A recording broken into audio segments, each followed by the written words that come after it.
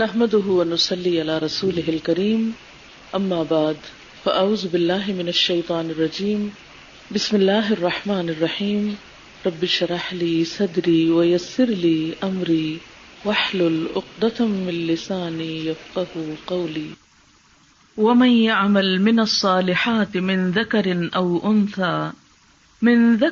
او انثى وهو مؤمن فأولئك يدخلون الجنة ولا يظلمون نقيرا ومن أحسن دينا ممن أسلم وجهه لله وهو محسن واتبع ملة إبراهيم حنيفا واتخذ الله إبراهيم خليلا ولله ما في السماوات وما في الأرض وكان الله بكل شيء محيطا صدق اللہ العظیم۔ شروع کرتی ہوں اللہ کے نام سے جو بے انتہا مہربان نہایت رحم فرمانے والا ہے۔ اور جو بھی کوئی نیک عمل کرے گا خواہ وہ مرد ہو یا عورت، شرط یہ ہے کہ وہ مومن ہو، ایسے لوگ جنت میں داخل ہوں گے اور ان پر تل برابر بھی ظلم نہ کیا جائے گا۔ اور اس شخص سے بڑھ کر اچھا دین کس کا ہو سکتا ہے جو اپنے آپ کو اللہ کے سپرد کر دے حالانکہ وہ محسن ہے، اور ابراہیم علیہ السلام کے طریقے کی پیروی کرے جو یکسو تھے۔ اور اللہ تعالیٰ نے ابراہیم علیہ السلام کو اپنا دوست بنایا، اور اللہ کے لیے ہے جو کچھ آسمانوں میں ہے اور جو زمین میں ہے، اور اللہ ہر چیز کو گھیرے ہوئے ہے۔ معزز خواتین، اس وقت میں نے آپ کے سامنے سورۃ النساء کی آیت نمبر 124 سے لے کر 126 تک پڑھی ہیں۔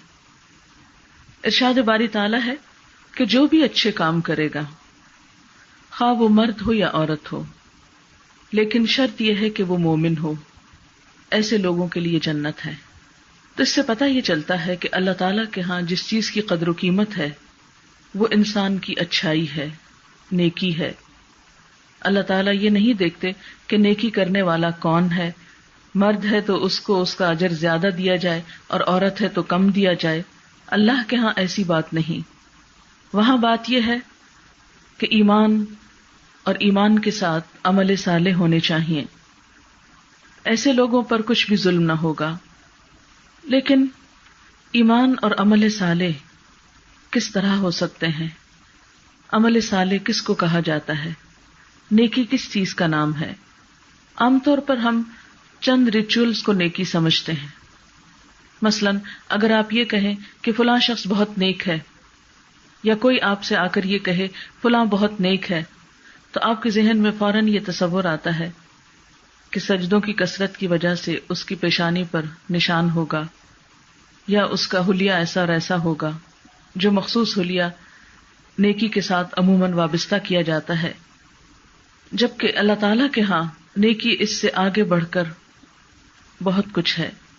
اللہ تعالیٰ انسان کے صرف ظاہر کو نہیں دیکھتا، وہ یہ بھی دیکھتا ہے کہ انسان کے اندر کیا ہے، کون مجبوراً ایک اچھا کام کر رہا ہے اور کون دل کی خوشی سے اچھائی کرنے والا ہے۔ اسی لیے فرمایا وَمَنْ أَحْسَنُ دِينًا، اور اس سے اچھا دین کس کا ہو سکتا ہے، ممن اسلم وجہہ للہ، جس نے اپنا آپ اللہ کے حوالے کر دیا۔ یہاں پر لفظ وجہ استعمال ہوا ہے جس کا معنی ہے چہرہ، جس نے اپنا چہرہ اللہ کو دے دیا۔ اور چہرہ اللہ کو دینے کا مطلب کیا ہے؟ کہ انسان اپنے چہرے سے پہچانا جاتا ہے، انسان کی ذات یا شخصیت اس کے چہرے سے وابستہ ہوتی ہے۔ اور انسان کے جسم کے وہ اعضاء جس سے انسان اور ایک غیر انسان میں فرق ہوتا ہے، مثلا دیکھنے کی قوت، سننے کی قوت، سونگھنے کی، بولنے کی، سوچنے کی، یہ ساری قوتیں بھی انسان کے چہرے کے ساتھ وابستہ ہوتی ہیں۔ تو گویا نیک بننا صرف چند ظاہری اعمال کا نام نہیں، اصل مسلمان وہ ہے جس کے دل و نگاہ مسلمان ہوں۔ جیسے علامہ اقبال نے کہا تھا کہ زبان سے کہہ بھی دیا لا الہ تو کیا حاصل، دل و نگاہ مسلمان نہیں تو کچھ بھی نہیں۔ یعنی اگر ایک شخص صرف زبان سے ایک بات کا اقرار کرتا ہے لیکن اس کا دل ساتھ شریک نہیں اور اس کی نگاہ اس چیز کی طرف نہیں، یعنی وہ چیز اس کی منزل نہیں، اس کا مقصود نہیں، تو اس زبان سے کہنے سے کوئی خاص فرق نہیں پڑتا۔ یہاں پر بھی بہترین دین اسی کو کہا جا رہا ہے کہ انسان اپنی خوشی سے اپنا آپ اپنے رب کے حوالے کرے، اور اس کے ساتھ ساتھ وَهُوَ مُحْسِنٌ، وہ محسن بھی ہو، احسان کی روش پر ہو۔ یہاں پر یہ جو لفظ اسلمہ استعمال ہوا ہے، اس کا لفظی معنی ہوتا ہے اپنے آپ کو حوالے کرنا، تابع دار ہونا۔ اگر ہم دیکھیں تو کائنات کی تمام چیزیں اپنے آپ کو اپنے خالق کے حوالے کیے ہوئے ہیں۔ آسمان کی وسعتوں پر دیکھیں تو اس میں ایک ایک چیز رب کی مرضی کے مطابق چل رہی ہے، بے شمار گیلیکسیز اور بے شمار ستارے سیارے جو ہم اپنی آنکھوں سے بظاہر دیکھ بھی نہیں سکتے، جن کی تہہ تک پہنچنے کے لیے بہت کوشش چاہیے۔ یہ سب کچھ کس کی مرضی سے چل رہا ہے؟ ان کی اپنی مرضی نہیں ہے، وہ اللہ تعالیٰ کے بتائے ہوئے ایک طریقے کے مطابق چل رہے ہیں۔ پھر اسی طرح زمین پر آپ دیکھیے کہ ہم زمین کے اندر بیج ڈالتے ہیں اور وہ بیج مٹی میں ڈالتے ہیں، اور مٹی ہمیں رنگ برنگ کے پودے دیتی ہے۔ ہم اسے کیا دیتے ہیں؟ پانی اور کھاد دیتے ہیں، لیکن جواب میں وہ ہمیں کتنی خوبصورت چیزیں واپس کرتی ہے۔ اسی طرح ہم اپنے جسم کو دیکھتے ہیں کہ اس میں ہماری آنکھیں، ہمارا دل، ہمارے سارے سسٹمز جو ہمارے اندر کام کر رہے ہیں، جن کی وجہ سے ہم جی رہے ہیں، بلڈ کی سرکولیشن ہو یا دل کی دھڑکن ہو، یہ سب بھی اللہ کی مرضی کے مطابق چل رہے ہیں، یہ بھی اس کے بتائے ہوئے طریقے پر ہیں، اور ان کی بھی اپنی مرضی نہیں، دراصل یہ اللہ کی مرضی مان رہے ہیں۔ تو گویا زمین سے لے کر آسمان تک اور خود ہماری اپنی ذات کے اندر بے شمار ایسی نشانیاں موجود ہیں جو اس بات کی گواہی دے رہی ہیں کہ یہ سب اللہ کے تابع دار ہیں، اللہ کے فرما بردار ہیں۔ اب ہم سے یہ تقاضا کیا جا رہا ہے کہ ہم بھی اپنے آپ کو اپنی مرضی اور اپنی خوشی اور اپنی آزادی کے باوجود اپنے آپ کو اللہ کے حوالے کریں۔ یعنی ان چیزوں سے جب ان کی مرضی پوچھی گئی، مثلاً قرآن پاک کی ایک آیت سے پتہ چلتا ہے کہ اللہ تعالیٰ نے زمین اور آسمان سے کہا کہ دونوں آ جاؤ، اب خوشی سے یا ناخوشی سے، تو دونوں نے کہا کہ ہم خوشی کے ساتھ اپنے آپ کو اللہ کے حوالے کرتے ہیں۔ سورۃ آل عمران میں فرمایا وَلَهُ أَسْلَمَ مَن فِي السَّمَاوَاتِ وَالْأَرْضِ طَوْعًا وَكَرْهًا وَإِلَيْهِ يُرْجَعُونَ کہ آسمان و زمین میں جتنی بھی چیزیں ہیں وہ خوشی سے یا مجبوراً سب کے سب اپنے آپ کو اللہ کے حوالے کیے ہوئے ہیں، اللہ کے فرما بردار ہیں، اور اسی کی طرف سب واپس لوٹائے جائیں گے۔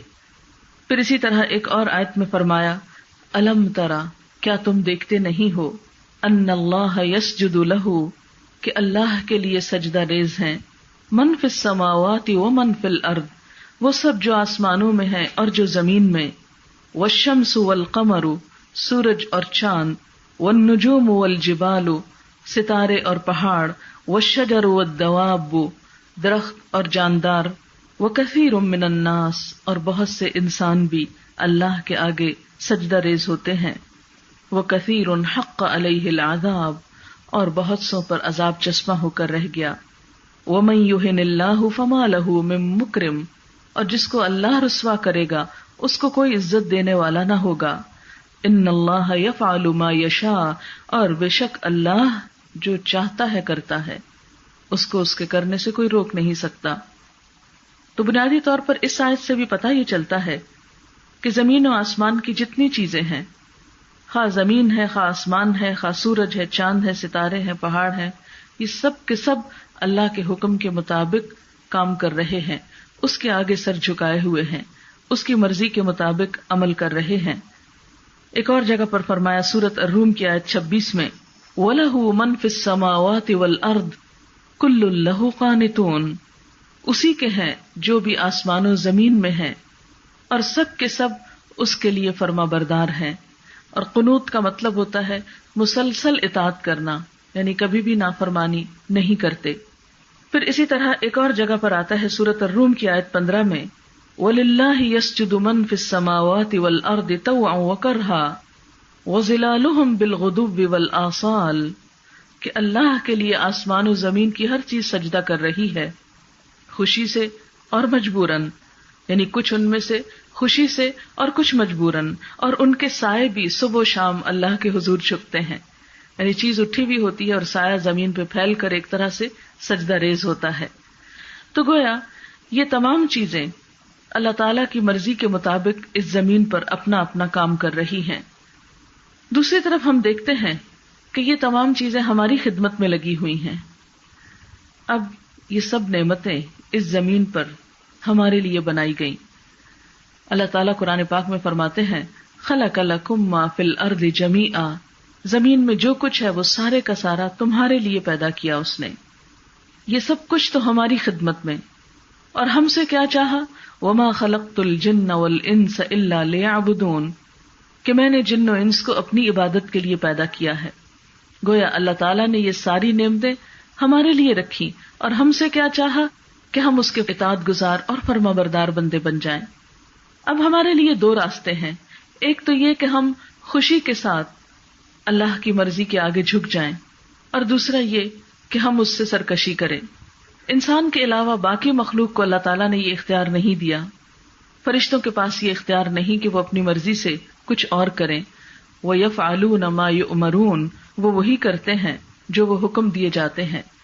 اب آپ دیکھیے کہ ہمارے ارد گرد کی ساری کائنات تو اللہ کے سامنے جھکی ہوئی ہے، اور اگر اس میں ہم جو چند ایک ہیں پوری کائنات کے مقابلے میں، اگر صرف ستاروں کی تعداد ہی کو دیکھیے تو اس کے مقابلے میں ہم انسانوں کی تعداد کو دیکھیں تو اگر ان سب کے مقابلے میں انسان اللہ کے آگے نہ بھی جھکے تو اللہ تعالیٰ کا کچھ بھی نقصان نہیں، اس کا کچھ بھی نہیں بگڑتا.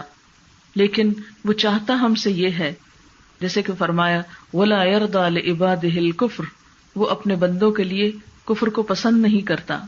لیکن ساتھ ہی وہ یہ کہتا ہے من شاء فلیؤمن ومن شاء فلیکفر، جس کا جی چاہے مانے اور جس کا جی چاہے انکار کر دے. اس نے پیدا کرنے کے بعد جو ہم سے چاہا وہ ہمیں بتا تو دیا، لیکن ہمیں اس کے لیے مجبور نہیں کیا، ہم پر چھوڑ دیا، ہماری چوائس پر، کہ چاہو تو فرما بردار بنو اور چاہو تو تم انکار کر دو. اب ہم میں سے ہر شخص اپنے بارے میں سوچ سکتا ہے کہ وہ اپنے خالق، اپنے مالک، اپنے رب کے ساتھ کیا معاملہ کرنا چاہتا ہے، اطاعت اور فرما برداری کا یا نافرمانی اور سرکشی کا. بہرحال اس دنیا میں اللہ کے فرما بردار بھی رہتے ہیں اور اس کے نافرمان بھی رہتے ہیں. دونوں کو اپنی قوتیں، قابلیتیں اور کوششیں کرنے کی آزادی ہے، اگرچہ ہر شخص کی کوشش ایک لمیٹڈ دائرے میں ہے. یعنی یہ آزادی لامحدود نہیں، غیر محدود نہیں، ان لمیٹڈ نہیں، لمیٹڈ ہے. لیکن اس کے باوجود اس میں انسان آزاد ہے. جیسے علامہ اقبال نے درخت کی مثال سے سمجھایا کہ صنوبر باغ میں آزاد بھی ہے، پابگل بھی ہے. کہ جیسے ایک درخت ایک باغ کے اندر آزادی بھی رکھتا ہے اور اس کے پاؤں بندھے ہوئے بھی ہیں، یعنی زمین میں گڑا ہوا بھی ہے لیکن دائیں بائیں پھیلنے اور اوپر تک جانے کی اس میں صلاحیت بھی ہے. اسی طرح انسان کے اندر بھی اللہ تعالیٰ نے کچھ آزادی رکھی اور کچھ چیزوں میں اس کو لمیٹڈ کر دیا. اب انسان کا امتحان اسی آزادی میں ہے جو اس کو ملی، کہ اس آزادی کو وہ اپنے اور دوسرے انسانوں کے فائدے کے لیے استعمال کرتا ہے یا ان کے نقصان کے لیے. اس آزادی سے فائدہ اٹھاتے ہوئے وہ بندوں کا خدمت گار ہے، بندوں کا وفادار ہے، یا ان کے لیے تکلیف دینے والا ہے. بہرحال اللہ تعالیٰ نے یہ سب چیزیں ہمارے لیے پیدا کر کے پھر ہم سے یہ چاہا کہ ہم اس کی ان نعمتوں کو استعمال بھی کریں.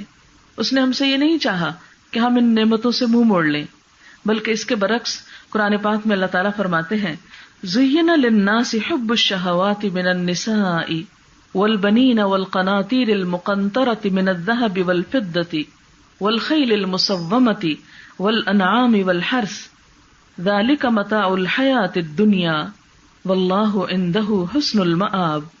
لوگوں کے لیے خوبصورت بنا دی گئی خواہشات کی محبت. لیکن کن چیزوں کی خواہشات؟ عورتیں، بیٹے، اور عورتوں میں بیٹیاں بھی شامل ہو جاتی ہیں، اور ڈھیروں ڈھیر مال سونے اور چاندی میں سے، اور نشان زدہ گھوڑے، اور آج کی دنیا میں نمبر پلیٹس والی گاڑیاں ہو سکتی ہیں، والانعام مویشی، والحرث کھیتیاں. ذالک متاع الحیات الدنیا، یہ دنیا کی زندگی کا سامان ہے. ان کی محبت اللہ تعالیٰ نے دل میں رکھی ہے.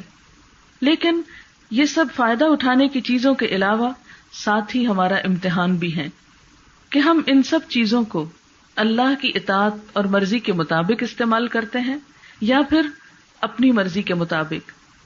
ان چیزوں سے ہم اپنی دنیا کے علاوہ آخرت بھی کماتے ہیں یا صرف دنیا ہی کا فائدہ اٹھاتے ہیں.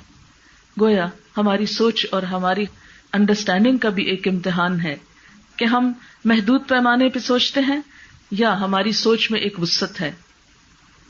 تھوڑے پیمانے پہ یا محدود یا لمیٹڈ سوچ رکھنے کا مطلب کیا ہے کہ صرف دنیا کا سوچنا، اور بڑی سوچ کیا ہے، وسیع ذہن کیا ہے، وسیع دل کیا ہے کہ صرف یہاں کا نہیں سوچنا، اس کے بعد آنے والی زندگی کا بھی سوچنا. کیونکہ ہم سب مسلمان ہیں اور یہ جانتے ہیں کہ ہماری یہ زندگی ہمیشہ کی نہیں، ہمیں ایک دن اپنے رب کے حضور واپس پلٹنا ہے، اور واپس جا کر ہم سے پوچھا جائے گا کہ جو نعمتیں میں نے تم کو دی تھی اور جن نعمتوں کی محبت بھی دی تھی، کیونکہ اگر ان نعمتوں کی محبت نہ ہو تو ان کے لیے کوئی اٹریکشن بھی نہ رہے. تو یہ محبت بھی اللہ کی طرف سے ایک انعام ہوتا ہے کہ انسان کے دل میں اپنے بچوں سے محبت ہے، اپنے کمائے ہوئے مال سے محبت ہے، اور اپنے جانوروں اور مویشیوں اور کھیتی اور زمین سے محبت ہے. اگر ان چیزوں سے محبت نہ ہو اور انسان ان سب کو چھوڑ کر ایک طرف بیٹھ جائے تو پھر تو انسان کا امتحان ہی کچھ نہیں. امتحان تو اس وقت ہوتا ہے کہ جب محبت ہوتی ہے اور پھر انسان اس محبت کو بھی قربان کر کے اللہ کی طرف بڑھتا ہے. تو بہرحال اللہ تعالیٰ چاہتے کیا ہیں، امتحان ہمارا کیا ہے کہ ہم ان تمام چیزوں کے بارے میں اپنا رویہ درست رکھیں، ان چیزوں کی محبت میں گرفتار ہو کر اللہ کی محبت کو نہ بھولیں، ان سب چیزوں کی محبت میں ہم دوسرے انسانوں کا حق نہ ماریں. کیونکہ عموماً ہوتا کیا ہے کہ یہی محبتیں ہمیں زندگی کی خوبصورتی دیتی ہیں، ہماری زندگی میں باعث سکون ہیں. مثلاً بچے اور شوہر یا شوہر کے لیے ایک بیوی، اور اس کے علاوہ مال و دولت اور یہ دنیا کی زندگی کے ساز و سامان جو بھی ہیں، اگر یہ جائز اور حلال طریقے سے انسان حاصل کرتا ہے، یعنی کسی کا حق نہیں مارتا، کسی پہ ظلم نہیں کرتا، کسی کو دھوکہ نہیں دیتا، تو یہ زندگی کے لیے بھی ایک رونق ہے. اور پھر اس زندگی کے بعد جو دوسری زندگی آنے والی ہے، اگر انسان ان چیزوں کو اچھی طرح استعمال کر کے لوگوں کا حق بھی نہیں بھولتا تو یہی چیزیں کل کو مزید کمائی کا بھی ذریعہ ہے. یہ بالکل ایسے ہی ہے کہ جیسے ایک سمجھدار تاجر ساری آمدنی کو ختم نہیں کر ڈالتا بلکہ اس میں سے کچھ بچا لیتا ہے اور مزید انویسٹ کرتا ہے، پھر اس آمدنی کو یکایک ختم نہیں کر ڈالتا، پھر اس میں سے بچت کر کے آگے انویسٹ کرتا ہے. بالکل اسی طرح ایک کاشتکار جو ہے، ایک فارمر جو ہے، جب اس کی کراپ تیار ہوتی ہے تو وہ ساری کی ساری بیچ نہیں ڈالتا، یہ ساری کی ساری کھا نہیں لیتا، ساری ختم نہیں کر دیتا، بلکہ اس میں سے بیج کے لیے بھی کچھ بچا لیتا ہے، یا اگر اس کا بیج پسند نہ ہو تو اور بیج خریدنے کے لیے اس کے پیسے ضرور بچاتا ہے کہ اسے ابھی مزید ضرورت ہے. بالکل اسی طرح ایک سمجھدار انسان اللہ کی نعمتوں کو پا کر ساری کی ساری یہیں کے لیے نہیں سمجھتا اور یہیں ختم کر کے نہیں چلا جاتا، بلکہ وہ اپنے آخرت کے حصے کو نہیں بھولتا. جیسے قارون سے یہ کہا گیا تھا وَلَا تَنْسَ نَصِيبَكَ فِي الدُّنْيَا، اپنا دنیا کا حصہ بھی نہ بھولو اور اس کے ساتھ آخرت کے لیے بھی تیار رکھو. احادیث مبارکہ میں ہمیں یہ بتایا گیا کہ الدنیا مزرعۃ الآخرہ، دنیا آخرت کی کھیتی ہے. یہاں رہتے ہوئے ان نعمتوں کو ہم نے اس طرح استعمال کرنا ہے کہ دنیا کے استعمال کے ساتھ ساتھ اس سے اپنی آخرت بھی بنانی ہے. اس کے کچھ بیج ہمیں اس طرح اگانے ہیں کہ کل قیامت کے دن ہم ان کو جا کر کاٹ سکیں، اس کا فائدہ اٹھا سکیں. اسی لیے ایسی زندگی جس میں اللہ کی یاد نہ ہو، ایسی زندگی جس میں انسانوں کی خیرخواہی نہ ہو، وہ انسان کے اپنے ہی لیے نقصان دہ ہے. اس کے برعکس عقل مند شخص وہ ہے کہ جو ان نعمتوں کو پا کر اللہ اور بندوں کا حق نہیں بھولتا اور ان کے ساتھ ان کی خیرخواہی نہیں بھولتا. اسی لیے اللہ تعالیٰ فرماتے ہیں واللہ عندہ حسن المآب، اور اللہ اس کے پاس تو بہترین ٹھکانہ ہے.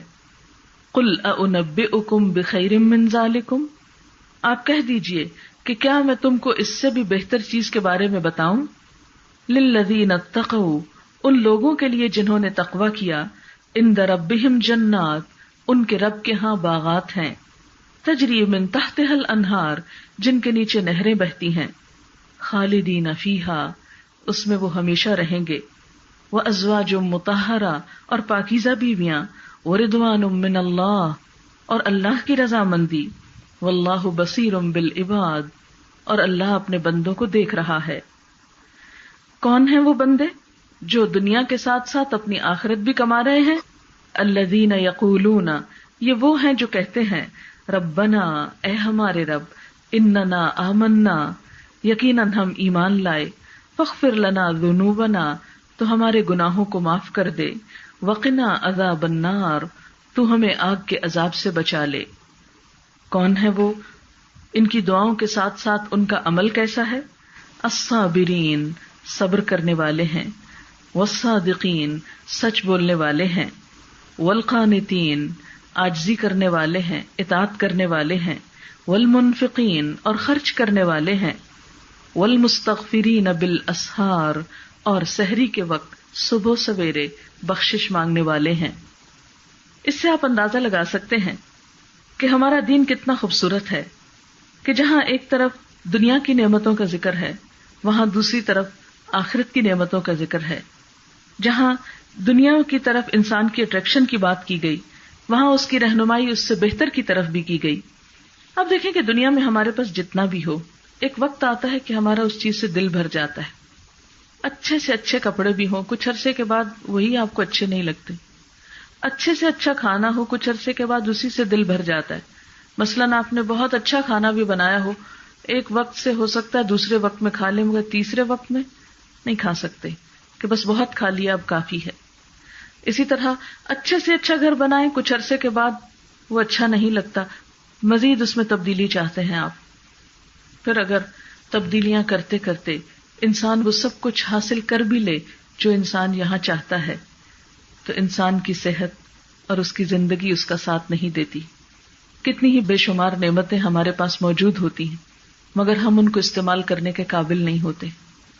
جب بہت کچھ کھانے کو ہوتا ہے تو معدہ برداشت نہیں کرتا، ایسی ایسی بیماریاں دنیا میں لاحق ہو جاتی ہیں کہ نعمتیں سامنے رکھی ہوتی ہیں لیکن ہم ان کو استعمال نہیں کر سکتے۔ بسا اوقات ایسی بیماریاں ہو جاتی ہیں کہ جسم پر اپنی مرضی کے لباس نہیں پہن سکتے۔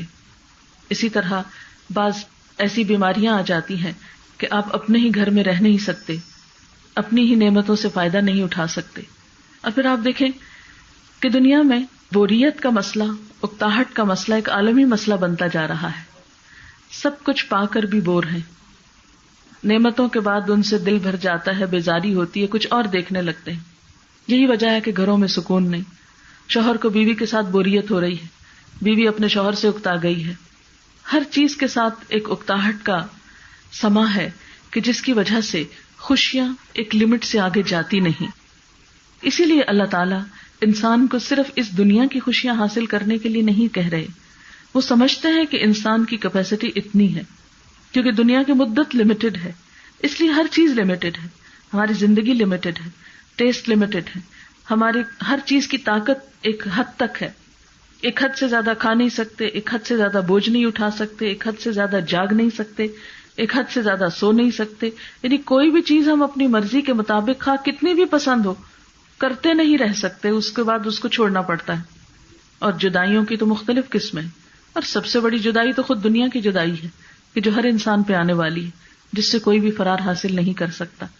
اور بسا اوقات بالکل اچانک وہ جدائی آ جاتی ہے کہ انسان سوچتا ہی رہ جاتا ہے اور پھر پلٹا نہیں سکتا اپنی زندگی کو یا اپنے عزیزوں کی زندگی کو۔ اس دنیا کی یہ کمزوریاں، اس پر آج تک کوئی قابو نہیں پا سکا۔ بوریت کا کوئی نسخہ ایجاد نہیں ہو سکا، صرف چینج ہے، کیونکہ اس زمین پہ کوئی بھی چیز نئی نہیں ہے، صرف تبدیلی ہوتی رہتی، جیسے موسموں کی تبدیلی ہوتی رہتی، پھولوں پتوں کی تبدیلی ہوتی رہتی، کبھی کوئی پھول اگ جاتا ہے، کبھی اس کا سیزن چلا جاتا ہے، دوسرا آتا ہے۔ کچھ سامان تو اللہ تعالیٰ نے کر رکھا ہے کہ ایک سبزیوں کا سیزن آتا ہے، پھر چلا جاتا ہے، پھر 6 مہینے بعد دوبارہ آتا ہے، تو پھر نئی ہو جاتی ہیں وہ چیزیں۔ اگر سارا وقت سورج سر پہ چمکتا رہے تو آپ دیکھیں زندگی کتنی دوبر ہو جائے۔ اللہ تعالیٰ ہر روز سورج کو نیا کر دیتے ہیں۔ کچھ تو بوریت کے سامان اللہ تعالیٰ یہاں کرتے رہتے ہیں، لیکن پھر بھی ان سب کی ایک لمٹ ہے۔ ہاں، ان سب چیزوں کی انتہا بھی ہمارے پاس ہو، اتنی ہو جتنی ہم چاہتے ہیں، پھر بھی دنیا کی ایک لمٹ ہے، اس میں انسان سب کچھ فائدہ اٹھا نہیں سکتا۔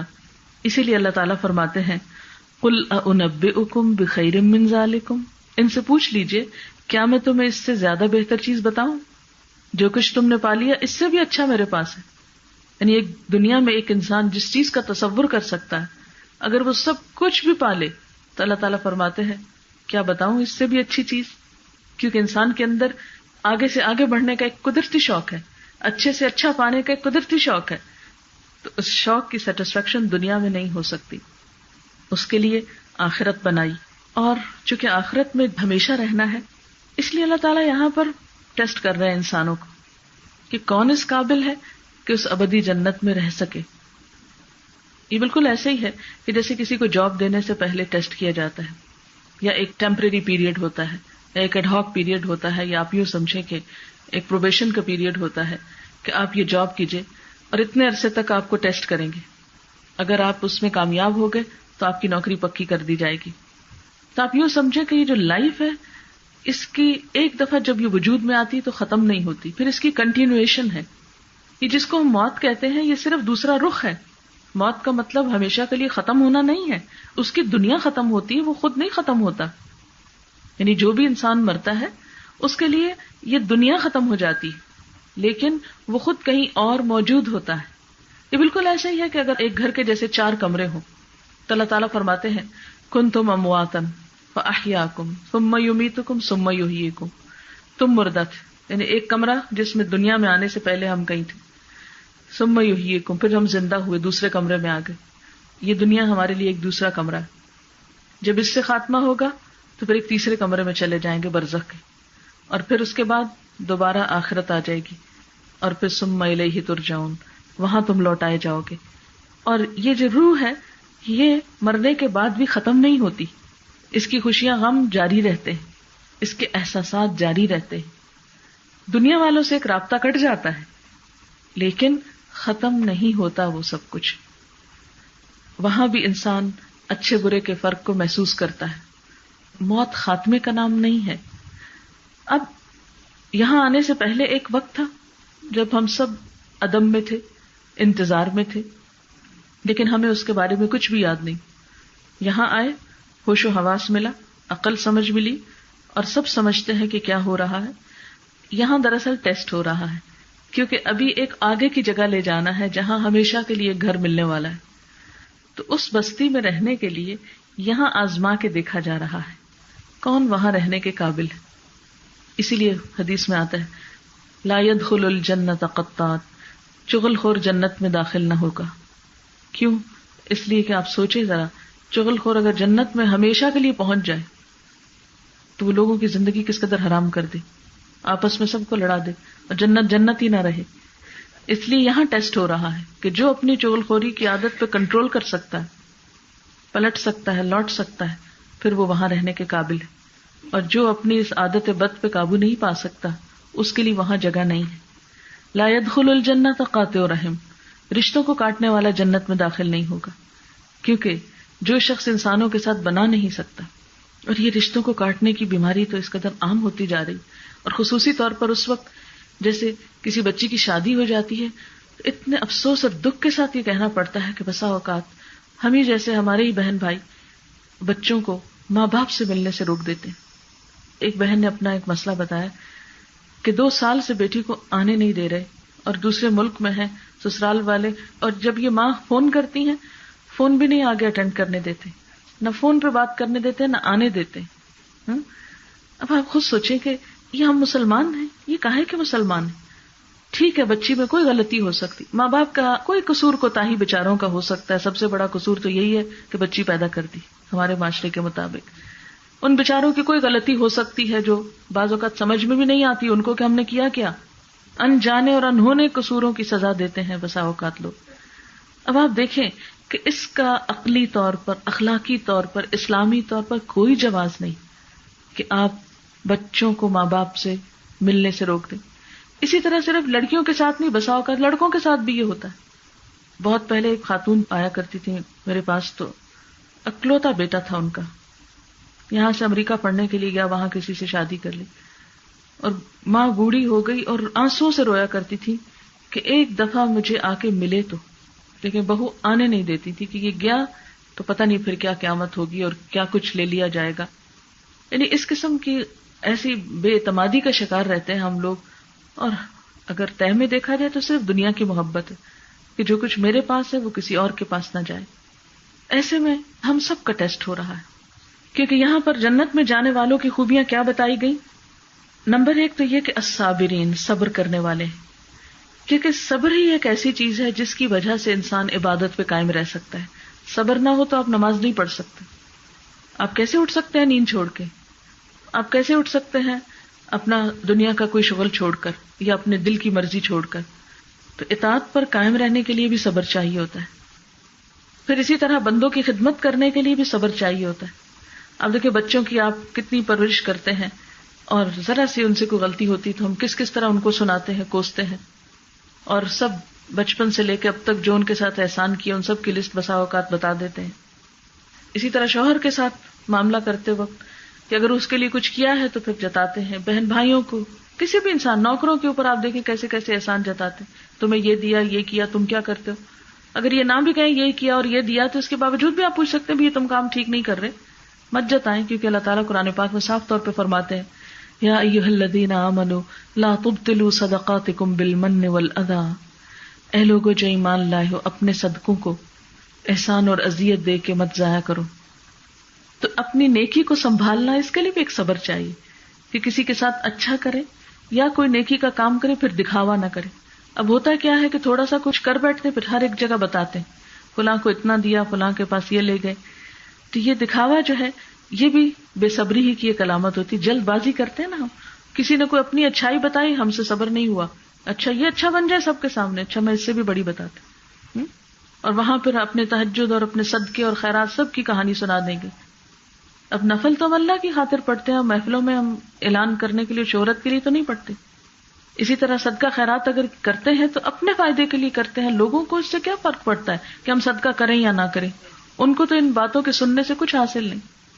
تو یہ سب کچھ کس وجہ سے ہو جاتا ہے؟ ہم سے صبر نہ ہونے کی وجہ سے، یعنی اپنے آپ پہ سیلف کنٹرول نہیں ہوتا. اسی لیے غلطی کرنے میں بھی جلدی کرتے ہیں، اور نیکی کر کے دکھاوے میں بھی جلدی کرتے ہیں، اور احسان جتانے میں بھی جلدی ہو جاتی. دوسری صفت جو جنت میں جانے والوں کی بتائی گئی وہ صادقین، کہ وہاں کے رہنے والے لوگ سچے ہوں گے. سچائی ان کی زندگی کا شعار ہوگی، کیونکہ سچا جب انسان رہتا ہے تو اپنی اصلیت میں ہی رہتا ہے. بعض اوقات جو کچھ انسان ہوتا ہے جب وہ اس سے بڑھ کے بن کے دکھاتا ہے تو وہ بھی ایک طرح سے جھوٹ ہوتا ہے. یعنی آپ ایسی حیثیت ظاہر کر رہے ہیں جو اصل میں ہے نہیں آپ کی، جس سے دوسرے دھوکہ کھا کر آپ کے ساتھ معاملہ کچھ سے کچھ کر بیٹھتے ہیں. یعنی معاملات میں خرابی ہو جاتی ہے. مثلا بسا اوقات رشتوں کے لین دین میں لوگ دھوکہ کھا جاتے ہیں، بتایا کچھ جاتا ہے اور حقیقت کچھ اور نکلتی ہے، اور زندگی ایک عذاب ہو جاتی ہے، کیونکہ انسان وہ سوچ کے اپنی بیٹی نہیں دیتا یا وہ سوچ کے بہو نہیں لاتا جو نتیجہ اس کا سامنے آتا ہے. پھر اسی طرح والقانتین، اور عاجزی کرنے والے. قنوت میں عاجزی آتی، یعنی اللہ تعالیٰ کو جنت میں ایسے لوگ پسند ہیں کہ جو عاجز مزاج ہے، کیونکہ عاجزی ایک ایسی صفت ہے کہ جو اللہ تعالیٰ کو پسند ہے، اور تکبر بندوں میں اللہ کو پسند نہیں. تو جنت میں اللہ اپنے بندوں کو بھیجے گا، کیونکہ اس نے ہمیں اپنی بندگی کے لیے پیدا کیا. وما خلقت الجن والانس الا لیعبدون، میں نے جن و انس کو اپنی عبادت کے لیے، اپنی بندگی کے لیے پیدا کیا. تو وہ ہم سے چاہتا یہ ہے کہ ہم اس کے فرما بردار رہیں اور عاجز رہیں، اس کے سامنے بھی جھکے رہیں. اسی لیے دن میں 5 دفعہ ہم پیشانی اور ناک کو بیک وقت زمین پہ لگاتے ہیں، دونوں عزت کی جگہ. لیکن دن میں 5 دفعہ زمین پہ رکھنا کیا معنی رکھتا ہے؟ کہ ہم کچھ نہیں، یا اللہ بڑا تو ہی ہے، بڑائی تجھی کو زیبا ہے. تو اللہ کو ایسے ہی بندے پسند ہیں کہ جو بندوں کے ساتھ بھی عاجزی کا، جھک کر معاملہ کریں، نرمی کا معاملہ کریں، اور اللہ کے سامنے بھی جھکے رہیں. پھر والمنفقین، اور خرچ کرنے والے، شیئر کرنے والے، دوسروں کو دینے والے. کیونکہ آپ دیکھیں کہ لمبے عرصے لامتناہی وقت کے لیے سب کو وہاں اکٹھے رہنا ہے. ٹھیک ہے، اپنا اپنا گھر ہوگا، اپنی اپنی سب چیزیں ہوں گی، لیکن ایک مستقل پرماننٹ ریزیڈنس ہے وہ جنت. تو پرماننٹلی جہاں پر رہنا ہو تو وہی لوگ وہاں خوش رہ سکتے ہیں جن کے اندر شیئر کرنے کی عادت ہو. منفقین، خرچ کرنے والے. اور خرچ کرنے والے کون ہیں؟ صرف یہ نہیں مال و دولت خرچ کرنے والے، چھوٹی چھوٹی چیزیں شیئر کریں. خرچ کا مطلب دینے والے، یعنی اچھا مشورہ دینا بھی اس میں آتا ہے، کسی کو علم سکھانا بھی آتا ہے، کسی کو کوئی ہنر فن سکھا دینا، کوئی ایسی چیز سکھا دینا کہ جس سے کسی کا روزگار لگ جائے، کوئی اپنے پاؤں پہ کھڑے ہونے کے قابل ہو جائے، کسی کو کوئی اچھی نصیحت کر دینا. یہ سب چیزیں منفقینہ میں آتی ہیں. ایک مزاج اور ایک کیریکٹر وہ ہوتا ہے کہ جو صرف اپنا بھلا چاہتا ہے، وہ صرف یہ دیکھتا ہے کہ کہاں مجھے نقصان ہوتا ہے وہاں سے وہ ہاتھ روک لیتا ہے. جب آپ دیتے ہیں تو کچھ نہ کچھ تو آپ لوز کرتے ہیں، آپ کو اپنی انرجی لگانی پڑتی ہے، آپ کو اپنا دماغ استعمال کرنا پڑتا ہے، آپ کو اپنا مال بسا اوقات لگانا پڑتا ہے. تو ایسے لوگ شیئر کرتے ہیں، اور جنت میں جانے والے وہ ہیں کہ جو ایک دوسرے کو کچھ دے سکیں، دینے والے ہوں، دوسرے کا بھلا چاہنے والے ہوں، تاکہ ہمیشہ کی خوشیاں حاصل رہیں، ان خوشیوں کو کوئی برباد کرنے والا نہ ہو.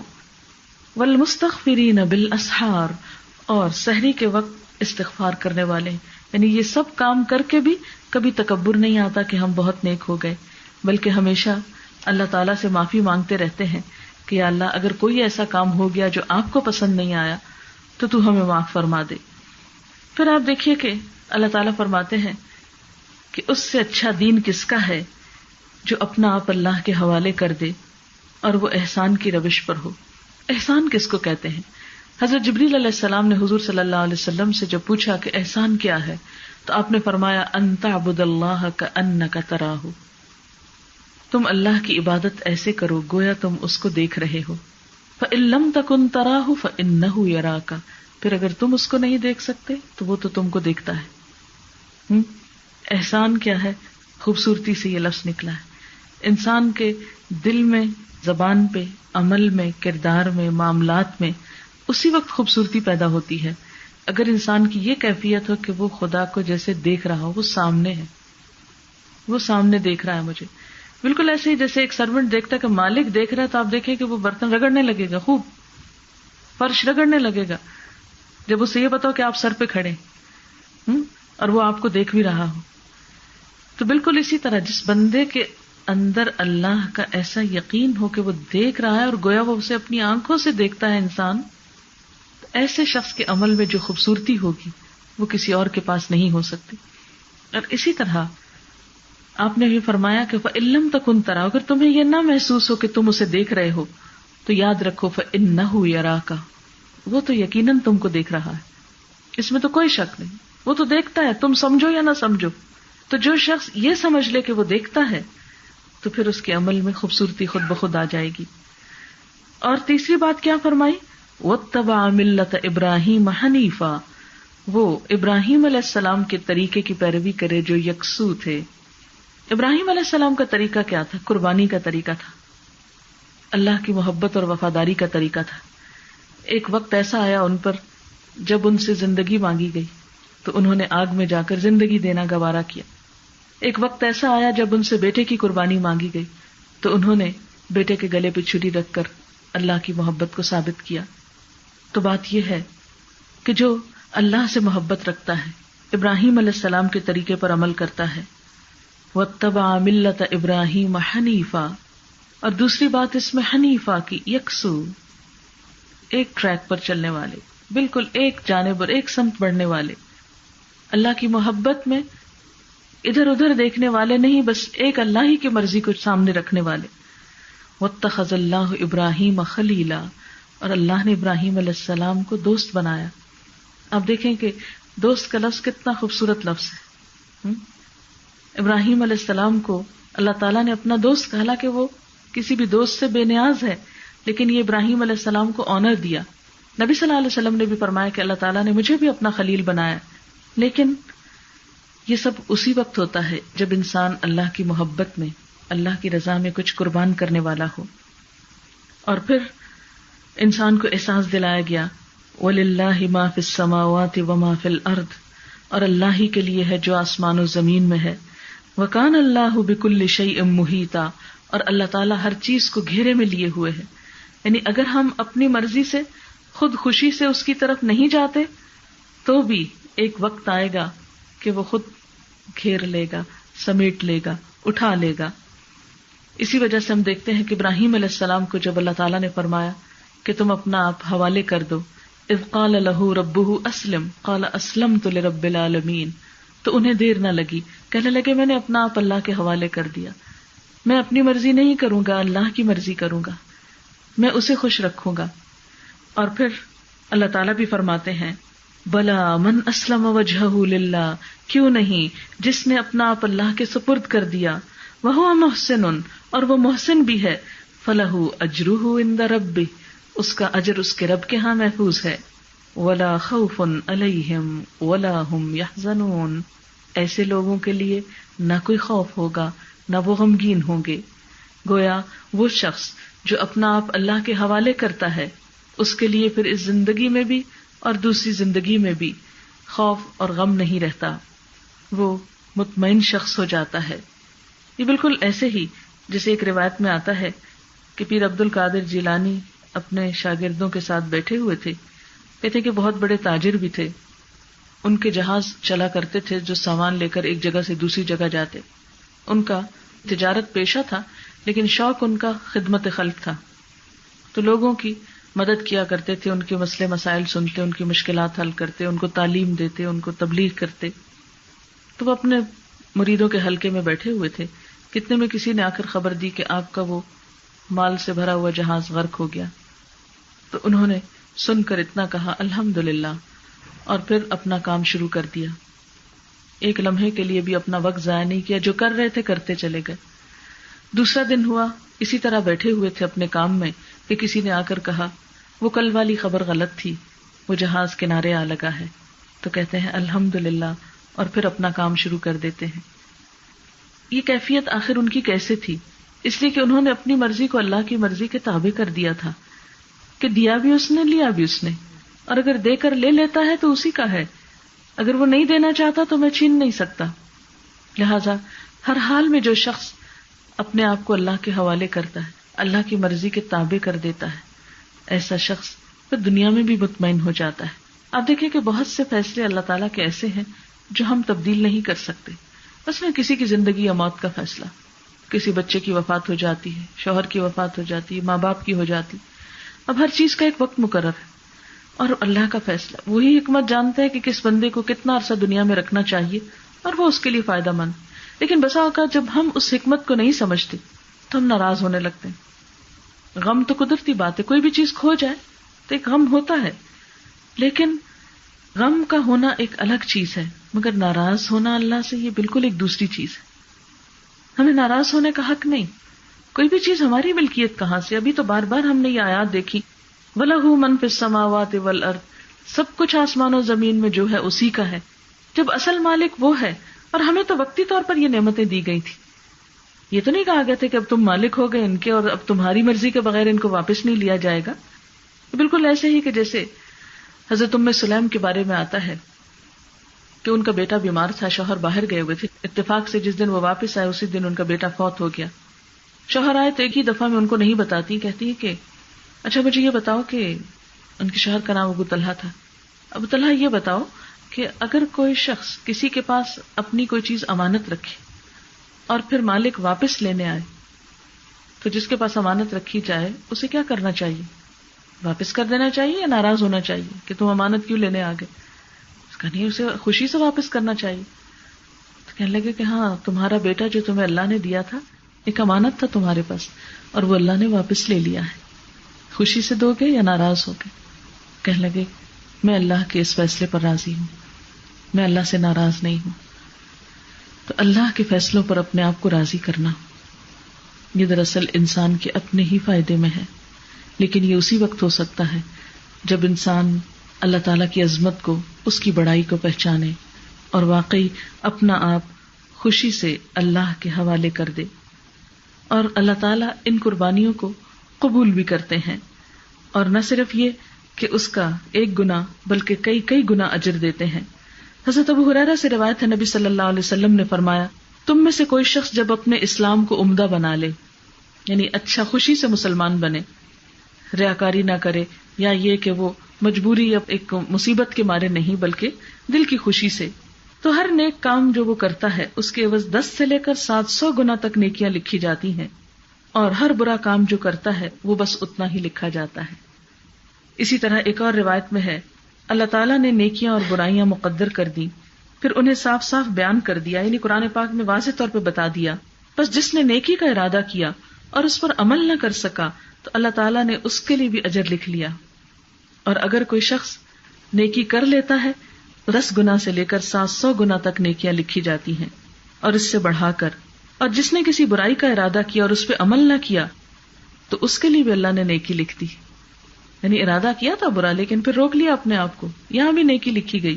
اور اگر اس نے اس برے ارادے کے بعد عمل بھی کر لیا تو اللہ تعالیٰ نے صرف ایک برائی اس کے اوپر لکھی. ایسی رحمت کے باوجود بھی اگر کوئی شخص اللہ کی ناراضگی کی حالت میں دنیا سے لوٹتا ہے تو پھر اس کا اپنا ہی قصور ہے. اللہ تعالیٰ کی رحمت تو عام ہے, جو چاہے فائدہ اٹھائے.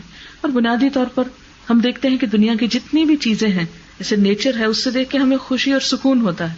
کیوں؟ اس لیے کہ وہ سب اللہ کی مرضی کے مطابق چلے. تھوڑی دیر کے لیے سوچئے کہ اگر ستارے اپنی مرضی کرنے لگے تو ہمارا کیا حال ہو. آسمان سے گرنے والی بجلیاں اگر اپنی مرضی کرنے لگے کہ میں نے اس کو نہیں چھوڑنا اور اس پہ جا کے گرنا ہے, تو آپ دیکھیے کہ پھر کیا حال ہو ہمارا. لیکن یہ سب چیزیں اللہ کی مرضی کے تابع ہیں, اسی لیے ان کو دیکھ کر ایک سکون سا حاصل ہوتا ہے. ستاروں کو دیکھیے تو سکون ہوتا ہے, پہاڑوں کو دیکھیے تو ایک پیس کا احساس ہوتا ہے.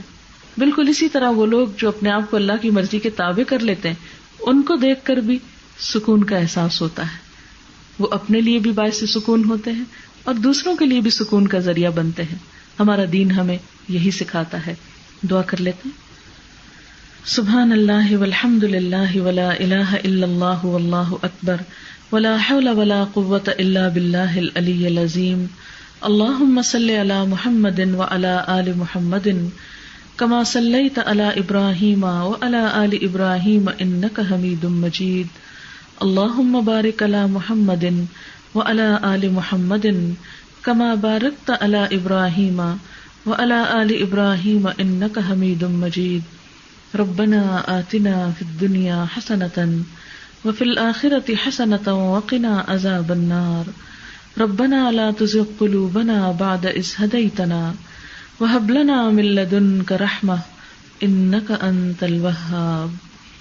ربنا هب لنا من أزواجنا وذرياتنا قرة أعين وجعلنا للمتقين إماما. یا اللہ پاک, جو کچھ ہم نے پڑھا ہے اپنی رحمت سے قبول فرما. جو بات آپ کی مرضی کے مطابق زبان سے نکلی ہو تو اپنی رحمت سے ہمیں عمل کی توفیق عطا فرما. اور اگر کوئی بات آپ کو پسند نہ آئی ہو تو ہم سب کو اس سے دور کر دے. یا اللہ تو ہمارے دلوں میں اپنی محبت پیدا کر دے. یا اللہ تو ہمارے والدین پر اپنی رحمت فرما. یا اللہ تو ہمارے بچوں کو ہماری آنکھوں کی ٹھنڈک بنا.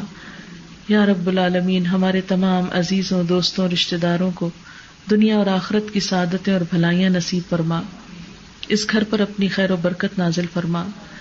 جنہوں نے اس مجلس کا اہتمام کیا ہے انہیں اس کی بہترین جزا عطا فرما. جو خواتین, جو بہنیں یہاں تشریف لائیں, ان کے دلوں میں جو دعائیں ہیں, نیک تمنائیں ہیں, یا رب العالمین ان کو پورا فرما. سب کی مشکلات اور دکھوں کو دور فرما. سب بیماروں کو صحت عطا فرما. جو مالی مشکلات میں, ان کی مشکلات دور فرما. ہمارا انجام اور ہماری آخرت کو بہتر بنا. یا اللہ تو ہم سب پر اپنی رحمت نازل فرما اور ہمیں اپنے سے قریب کر لے, اپنی اطاعت کی توفیق دے. ربنا تقبل منا انک انت السمیع العلیم وتب علینا انک انت التواب الرحیم. وصلی اللہ تعالی علی خیر خلقہ محمد وعلی آلہ واصحابہ واہل بیتہ اجمعین برحمتک یا ارحم الراحمین. الہی آمین. ایک چھوٹی سی اناؤنسمنٹ ہے. ایسا ہے کہ کچھ ڈفرینٹ ٹاپکس پہ کچھ کیسٹس ہیں, جیسے غیبت, بدگمانی, تجسس پر. پھر خواب اکثر لوگوں کو آتا ہے, پھر اس کی حقیقت نہیں پتہ ہوتی, پریشان ہوتے ہیں, اس کے بارے میں ہے. پھر یہ کہ نماز ہمیں کیا سکھاتی ہے, پھر اولاد کی تربیت کیسے کریں, پھر عدل, احسان, صلہ رحمی, پھر صدقہ جاریہ اور خیرات کی اہمیت, پھر خوشگوار آپس کے تعلقات, پھر رسول اللہ صلی اللہ علیہ وسلم کے ساتھی, پھر اسی طرح صفائی کے بارے میں, طہارت کے بارے میں, جیسے بہت سے لوگ شک میں مبتلا رہتے ہیں, پتہ نہیں وضو ہوا یا نہیں, پاک ہیں یا نہیں. پھر اسی طرح دعاؤں کی کیسٹس ہیں, بچوں کی بھی ہیں, کچھ قرات کی بھی ہیں, کچھ دعاؤں کے کارڈز وغیرہ ہیں. تو یہ آپ کی سہولت کے لیے یہاں رکھے تھے کہ بعض اوقات درس کے بعد یہ دل چاہتا ہے کہ کچھ اور سنیں یا پڑھیں. سبحانک اللہم وبحمدک نشہد ان لا الہ الا انت نستغفرک ونتوب الیک.